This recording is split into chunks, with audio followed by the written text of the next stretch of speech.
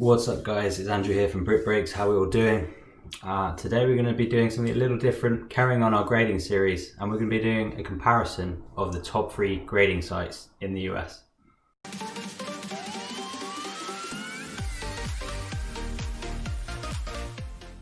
Okay, so let's get into this. So we've got the 3 main guys here. We've got SGC, the newcomers, the PSA big dogs, and kind of the other player here.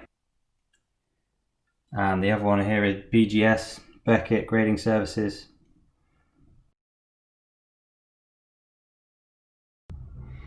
So first thing we'll talk about is the prices.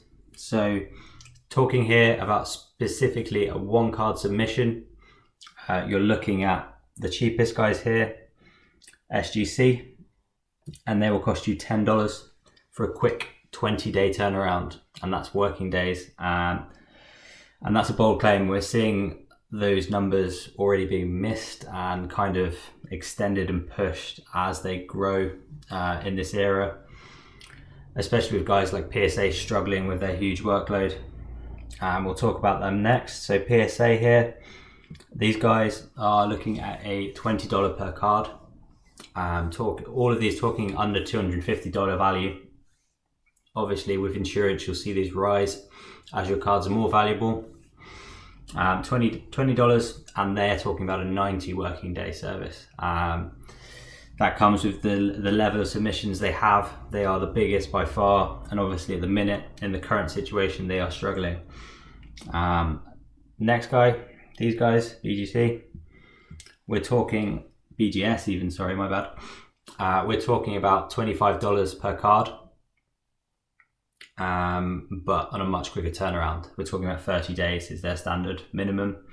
And if you don't want the subgrades, which we'll get to when we look at visuals, it's just pure $15 per card. Obviously with all of these, there's bulk submissions you can do, reducing prices, memberships, which we'll talk about when we look at the websites. But anyway, let's get on to visuals now. So starting with the new guys, keeping it very simple, just clearly 1 to 10 grading system, 9 being mint and 10 being pure excellent mint. If you look closely here, that's the registration number. So you see here, this is the 1,264,840th card they submitted. Obviously a lot higher on the other 2. So you've got the basic explanation of where the card is. So it's 17 origins. It's Joe Mixon and it's autoed. You can get an auto subgrade from these guys as well. I'm not a huge fan of auto subgrades. Some people may be. In essence, an auto subgrade just checks that the auto isn't smudged, doesn't run off the card or sticker if it is a sticker.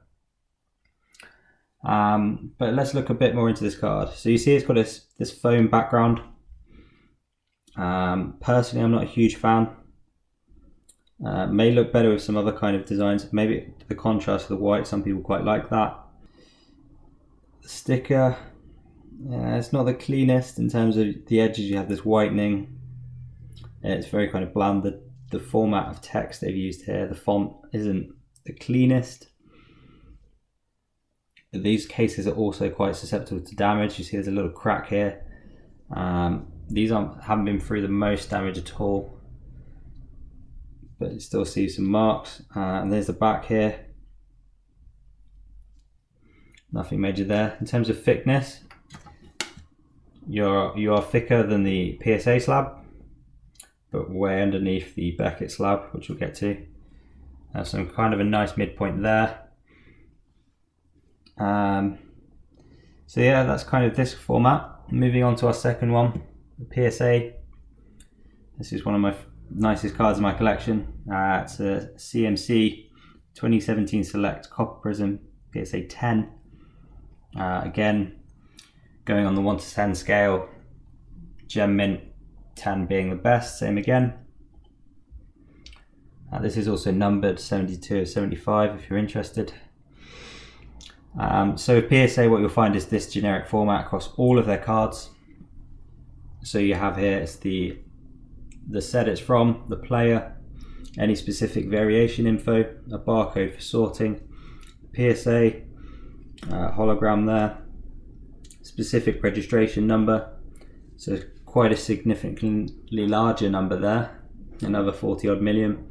I believe they're up to 70 plus million grading now as we speak. I'll pop a number on the screen, number in the set, and then the gem mint and the grade right there.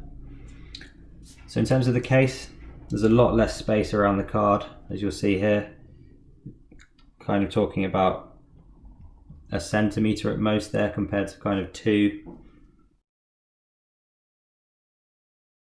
And a lot cleaner, just that clear graphic for me is much preferred.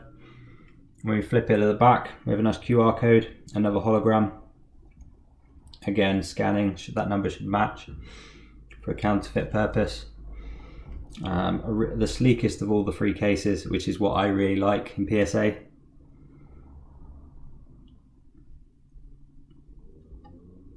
And there we go, that's all from that set. So moving on to the third and final one, it's Beckett. So we kind of touched on this earlier, but the first thing that strikes me is the thickness. This is a chunky slab. Some say well built. You're not really going to get too much damage on these. However, I'm not a huge fan of that thickness. Storage as well, it takes up more space.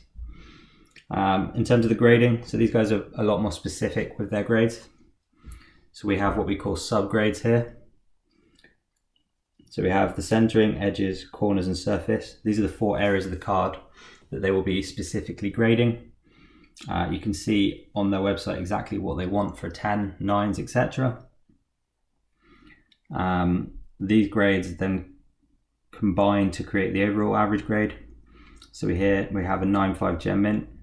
If you have 4 10s, you get what we call a pristine 10, which is a black label. So this instead of gold, it's a black label. I'll drop an image. Anything below a 9 will be a silver, and then 9.5 to 10 is this gold background. Again, same format of 9.5 gem mint and the registration card number from which set it's from and this specific card there. Once we look into the back, we get more Beckett grading info there. See, the label is just not completely straight. You do see this with a few of the Beckett labels. I think they're glued on, so you do find off-centering on their labels. Ironic for a company that specifically is there to grade. But yeah, that's all there from this one. What we'll do now is we'll go onto the websites, we'll look at what they look like, and then we'll look at some market value and see how that affects your cards with what grade you get by each company. Alright, so here it is, starting first with Beckett. This is Beckett BGS's grading service, and this is their homepage. Straight away we're seeing the options on how to submit. If you're logged in, you can go to your orders. Submission form, fairly straightforward. So this would go in with your package when you submit. Put your name in, account if you're a previous submitter.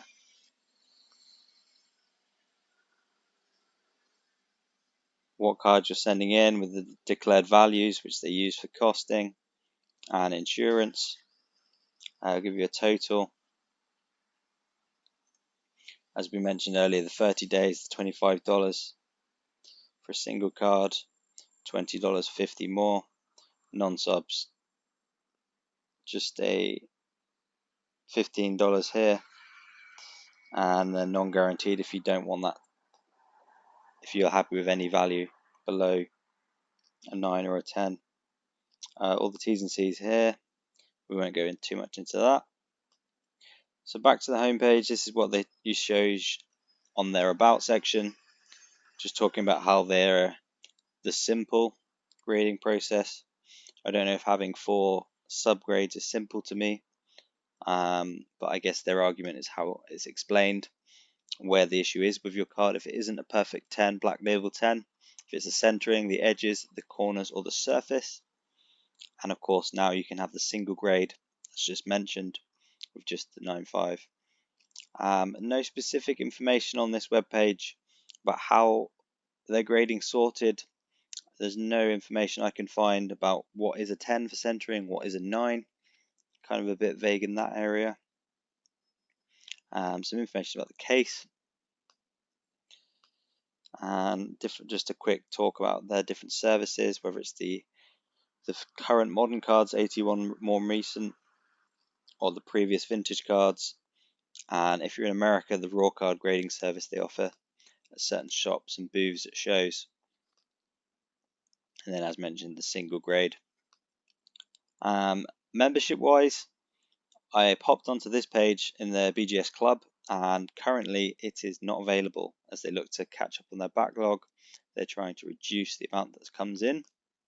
However, if we look at it for a point of view when it is available, you're looking at a bronze, which is this, for $117.99, which gives you 6 grades for free, 30-day access to the price guide, which, in my opinion, it's okay. I wouldn't pay for it.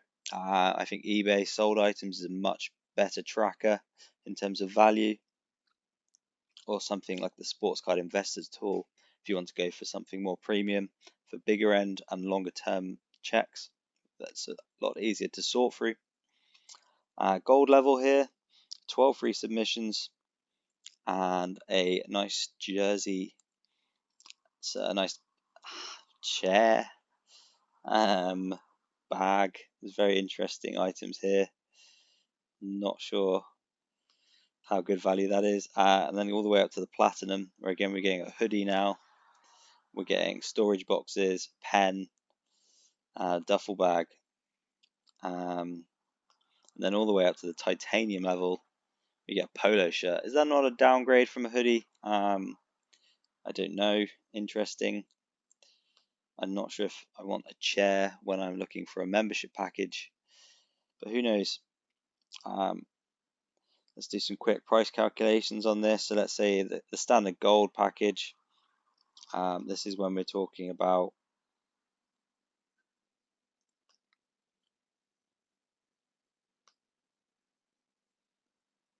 $12 grading submissions. So if I look at $270, 267.99 divided by 20,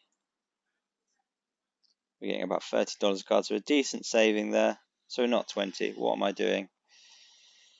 $22, so not a good saving at all there. Normally only $25, so you're paying essentially a lot of money there for the, basically you're getting the free magazine package, a duffel bag, a chair.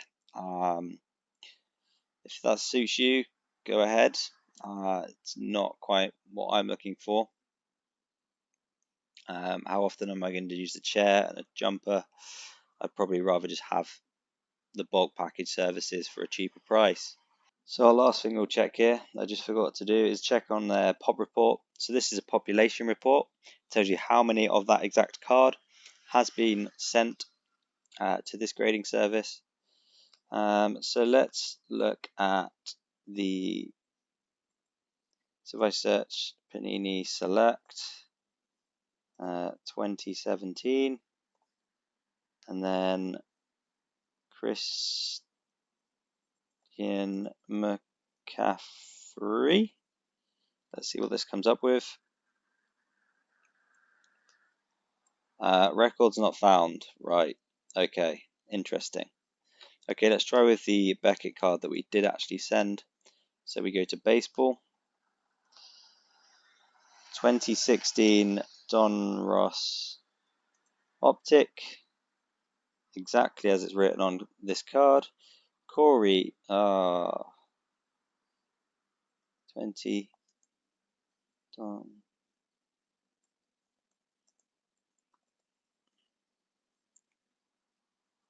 And then we go Corey Seager, which is exactly what's written on the card. There we go. So I'll give them the benefit of the doubt. Maybe they've not had a McCaffrey select. However, I highly doubt that. I think there is some issues with this service. So if we go to our standard, And we'll see that the Corey Seager rated rookie that we looked at earlier is 1 of 26 in the world. Sadly not a 10, sadly not the Black Label 10. They are very tight with these. You'll rarely see these counts above kind of 3, 4. If we look at 2019 Prism basketball, actually let's go 2018 Prism and let's go Doncic just for a bit of time. No records found. Wow, interesting. There we go, let's reduce it. So 2018, there we go. So out of just under 4,000 Doncic rookie cards, we've had just 3 Black Label 10s. So they are super selective with this. Obviously, that adds a huge price premium, and we'll try and look at that in a bit. However, actually, I'll try and do it now. You can't do it now.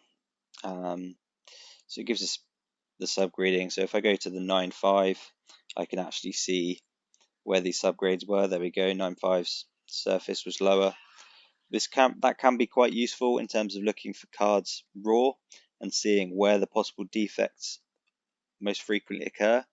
If they're most frequently centering issues and you find a card that you think is a good centered card, then perhaps it will be a worthwhile card to grade. If there is a lot of issues with surfaces, it may be worth asking for a closer picture before you buy that card.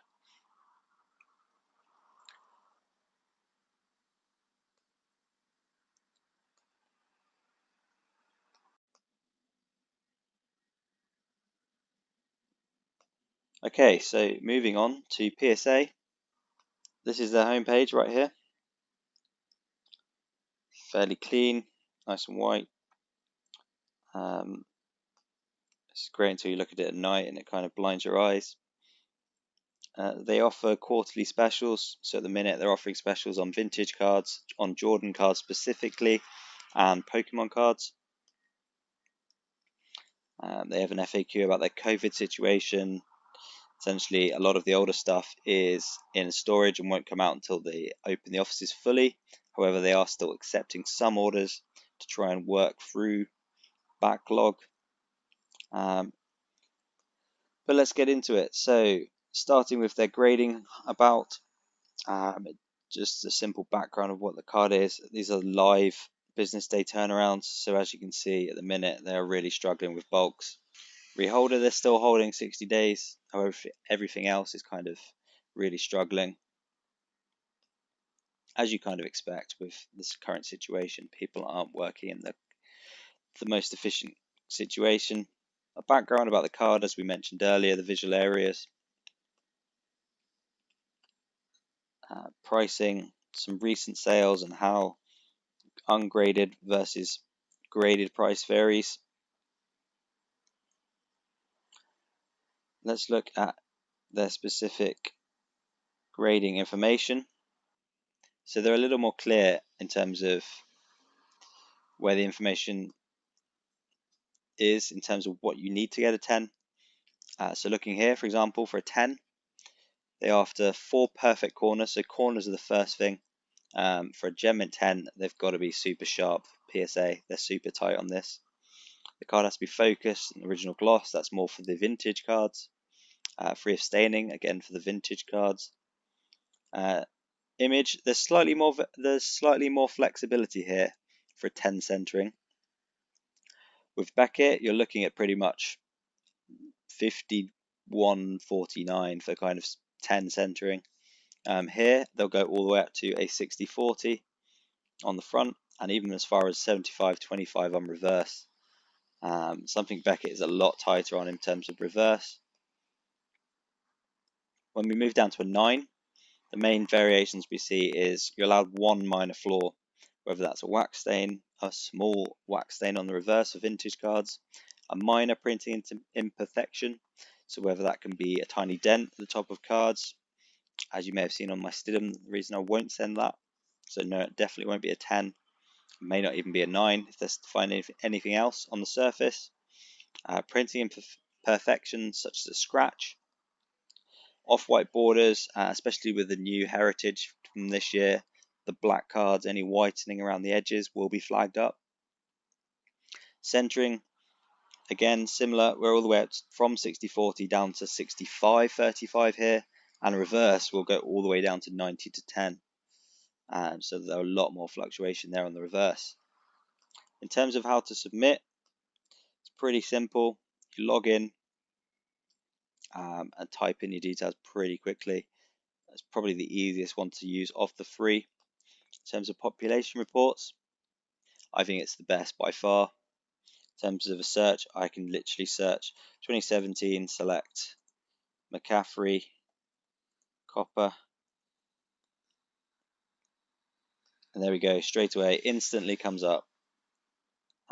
Super happy with that. A lot quicker to use in terms of searching for items than you found on the Beckett, where it's a bit kind of clunky, comes up with quite a few errors. So we filter down to here, and then we're just looking for that copper, which there it is. So of 10s, so this card that you saw earlier, I have one of just 5 in the world, which is pretty cool, especially for one of the best running backs in the game right now. And then the last thing we need to look at with PSA is their memberships. So similar kind of deal, different levels. The gold membership, you're looking at 6 free submissions, which they say normally goes for $20. So you're actually paying slightly over. However, you are getting the magazine subscription. So again, not a great deal. However, the platinum membership, you're getting $300 worth of submissions for just $250. And again, with that market report magazine. So that works out at 15 divided by 249. No, my maths is not working. 249 divided by 15. So $16.6 per card. So you're saving almost $5 there per submission. So that's a good way to go. Still, if you're only submitting a few cards, and in the UK, as mentioned earlier, I would use someone like Graded Gem.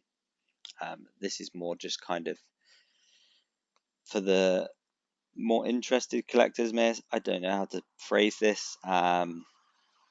It's just quite cool to submit them yourself and go through the process. However, for value for money in the UK, it's probably best, and time also, it's probably best to go through someone like Graded Gem. Alright guys, so here's the last of the free. It's SGC. These guys are apparently the most trusted grading authentication service in the industry. I think all three come with issues. I think you're dealing with humans. There's always going to be an error of human error. I see that in my day-to-day work. So obviously, the more cards you see, the more frequent the error. It'd be interesting. We use a format called complaints per million units in my industry. It'd be interesting to see how many poor grades per million cards received you get between the three. We never kind of get that data. They won't give this to us. It's also very hard to claim what is an error, especially when we're talking about 0.5 grades. When we get to a Beckett, it's tough to really quantify what's what, especially when they're not transparent on what that info is. But yeah, this is their website. Culture-wise, they've got their team on there. They're really trying to engage and be open and honest. A lot of videos from them recently. In terms of their grading scale, I didn't actually realize they have this, but they have 10 prime, 10 pristine, even, my bad, which is their version of a black label. So they're looking for a virtually flawless card. 50-50 centering, crisp focus, 4 perfectly sharp corners. There's an asterisk, but it doesn't tell me why there's an asterisk. Free of stains, no breaks in surface gloss, no print off refractor lines, and no wear under magnification. They also claim that their grades eliminate the tweeners, which is the main complaint about PSA. Is there is quite a substantial gap, as you saw, between the 10 and the 9, and there's a lot of 9s with PSA. The 10, they have a little bit of lenience, less than PSA, 55-45 versus 60-40. Still the sharp corners and the focus. A slight print spot may be allowed, which is not allowed with PSA. The 9.5, this is the minor flaw. So you're looking at somewhere between a PSA 9 there and a Beckett 9.5. And then we're going down to a 9, which is 60-40. Some errors, nick to corners even. So that's kind of more of a PSA, probably more of a PSA 8 almost.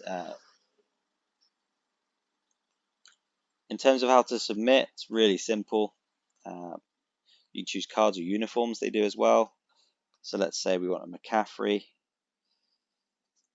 Select 2017. Bang, simple as that. There's a silver prism. We can find the copper if we want. Perhaps if they've not, so they've not sent it before, so it won't be in there. So this is only pre-listed. So someone's done the silver prism. So that's really cool. Really easy. In terms of pop reporting, again, pretty good. I still prefer PSA just because of the volume of cards they have. It doesn't even seem to want to work for me.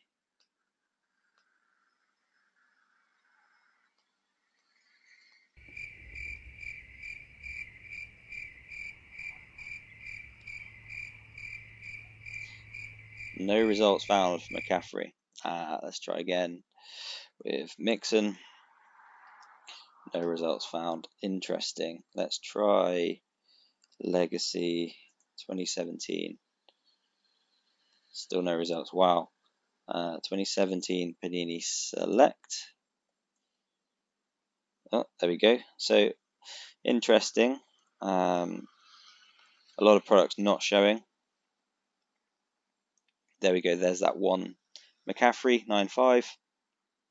You see here there is a couple of 10 pristines. Someone's got a 2017 Mahomes 10 pristine. Wouldn't mind having that card in my selection. That's all from this one. Let's go on to eBay values. So if we go on to ebay.com and I look for, let's try and think of a card that has quite a few submissions. So let's go for a 2018 Prism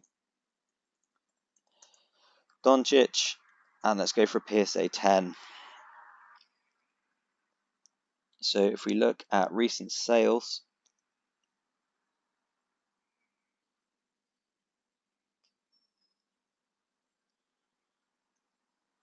ignoring the best offers, auction wise, we're looking at 580 there. That's a repack, so ignore that one. 580 again, so we're looking 580 for a PSA 10. If we look at BGS 9.5,